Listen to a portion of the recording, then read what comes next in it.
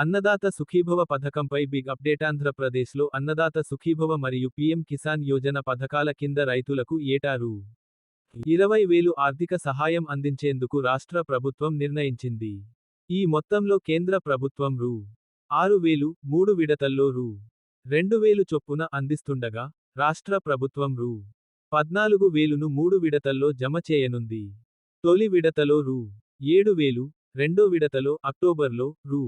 7,000, మూడో విడతలో 2026 జనవరిలో రూ. 6,000 రైతుల ఖాతాల్లో జమ అవుతాయి. అయితే, కేంద్రం నిధుల విడుదల తేదీ ఇంకా ఖరారు కాని నేపథ్యంలో, రాష్ట్రం కూడా అన్నదాత సుఖీభవ నిధులను విడుదల చేయడానికి ఎదురు చూస్తోంది.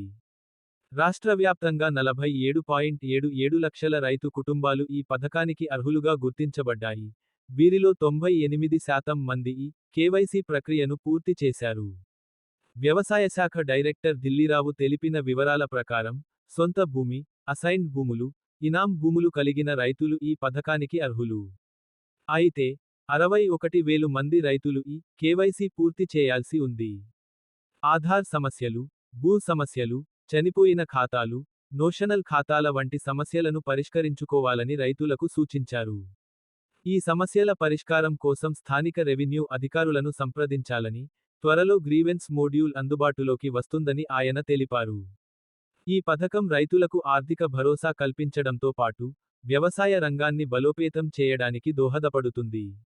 మీరు గనుక ఫస్ట్ టైం చూస్తున్నట్టయితే లైక్ చేసి సబ్స్క్రైబ్ చేసుకోగలరు.